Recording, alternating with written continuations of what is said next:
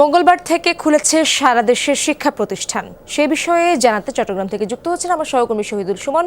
সরাসরি যাচ্ছি তার কাছে। সুমন, প্রথম দিন শিক্ষার্থী উপস্থিতি কেমন ছিল বা আজ কি অবস্থা সেখানে আমাদেরকে জানাবেন।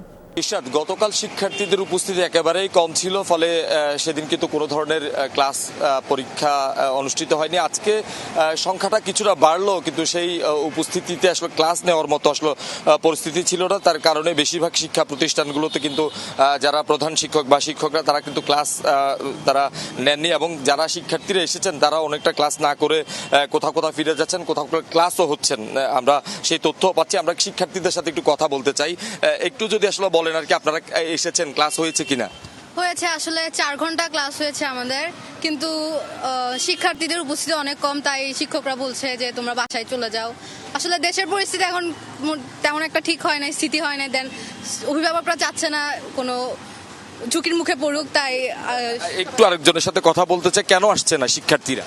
তারা এখনো তাদের মধ্যে একটা আতঙ্ক বিরাজ করছে, যার কারণে মা বাবারা সেফ মনে করে না তারা যেন বাহিরে যায়, সন্তানদের কোনো ক্ষতি হয়ে গেলে এই কারণে তারা সেফ ফিল করছে। ধন্যবাদ। আসলে ইশরাত, শুনছিলেন শিক্ষার্থীরা আসলে বলছেন যে নিরাপত্তাহীনতার কারণে তাদের অভিভাবকরা যেমন তাদেরকে পাঠাতে চাচ্ছে না, তারাও আসলে রাস্তায় যখন বের হন তাদের কাছেও আসলে নিরাপত্তাহীনতার ঝুঁকির মধ্যে তারা পড়ে। তবে ধীরে ধীরে পরিস্থিতি স্বাভাবিক হবে, এমনটি আসলে শিক্ষকরা বলছেন।